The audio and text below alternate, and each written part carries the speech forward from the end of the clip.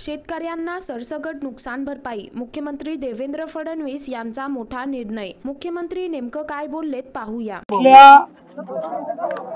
विशेषतः या माडाच्या भागामध्ये काही गावांना आम्ही आता भेटी दिलेल्या आहेत। मोठ्या प्रमाणात पुरामुळे हानी झालेली आहे।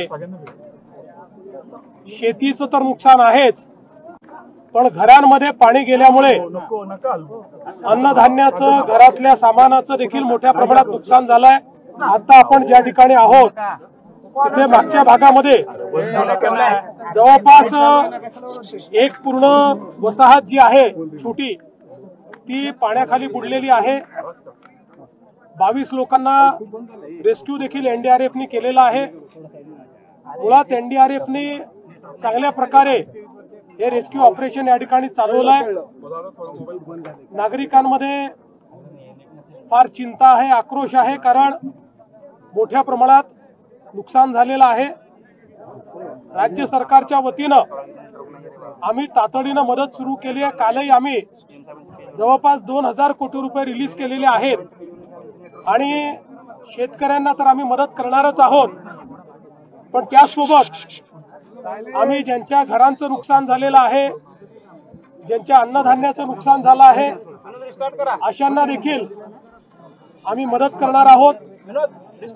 शासनाने हा निर्णय केलेला आहे की कुठलेही अधिकचे निकष न लावता आणि कुठे आवश्यकता असेल तर निकष शिथिल करून नागरिक केंद्रित मदत करायची आहे।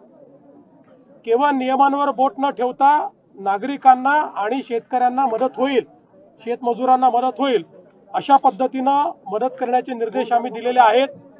आणि पहिल्यांदाच आपत्ती सुरू असताना ऑलरेडी आम्ही पैसे रिलीज करणं सुरू केलेलं आहे। दिवाळीच्या पूर्वीच आम्ही सगळ्यांना या ठिकाणी मदत करणार आहोत। ओला दुष्काळ ही आपली बोलीभाषेतली टर्म आहे, पण पावसामुळे जे नुकसान झालेलं आहे ते सगळ्या नुकसानाची भरपाई आणि साधारणपणे टंचाईच्या परिस्थितीमध्ये आपण शेतकऱ्यांना ज्या सवलती देतो त्या सवलती अशा सगळ्या आम्ही द्यायचा निर्णय केलेला आहे।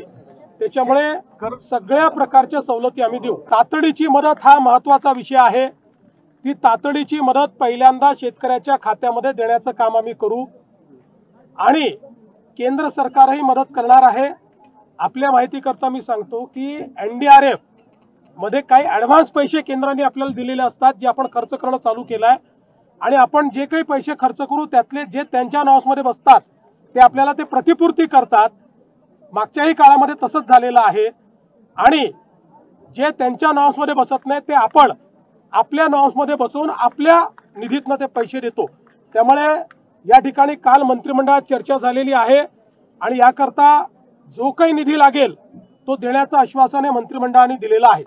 त्यातनं 160% भरलेला असताना पाणी आधी सोडलं नाही आणि अचानक एकदम पाणी सोडून दिल्यामुळे हा फटका बसला। असं आहे की पाण्याच्या संदर्भात पाऊस हा ढगफुटीसारखा जेव्हा होतो त्यावेळेस रेग्युलर नियोजनाने पाणी सुटत नाही। तथापि या संदर्भात आम्ही काही कुठे कोणी चूक केली आहे का, पाणी योग्य वेळी सोडलं नाही का, तपासून बघू। पण हा पाऊसच अशा प्रकारचा आहे की ज्याच्यामध्ये रेग्युलेटेड फ्लो करणं पॉसिबल नाहीये। रेग्युलेटेड फ्लो केला तर दुसऱ्या बाजूला अजून मोठा पूर येऊ शकतो आणि म्हणून त्या दृष्टीनं हा काम केलं आणि अनरेग्युलेटेड कॅचमेंट जे आहे त्याच्यामध्येही ढगफुटीसारखा पाऊस झालेला आहे।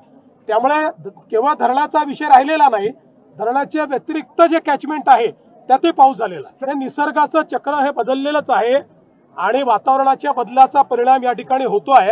त्यामुळे निश्चितपणे आपण याच्याकडे लक्ष देणं गरजेचं आहे, ते आपण लक्ष देतो। खरडून गेलेली जी जमीन आहे त्या जमिनीला नवीन नॉर्म्स आम्ही करतो। नॉर्म्स आहेत पण आता अधिकचे पैसे आम्ही त्याकरता देणार आहोत। साहेब, शेतकरी अडचणीत सापडलाय, आपण म्हटले होते योग्य वेळी शेतकऱ्यांना कर्जमाफी मिळेल। आताही आपल्याला सांगितलं की पहिल्यांदा शेतकऱ्याला तातडीची मदत देणं गरजेचं आहे. पहिल्यांदा ती मदत आम्ही देतो. तर मित्रांनो, एकंदरीत संपूर्ण प्रकरण पाहता या संदर्भात तुमचं काय मत आहे ते खाली कमेंट करून नक्की कळवा. चॅनलवरती नवीन असाल तर लगेच आपल्या महाराष्ट्र फर्स्ट या यूट्यूब चॅनलला सबस्क्राईब करून बेल आयकॉन नक्की दाबा.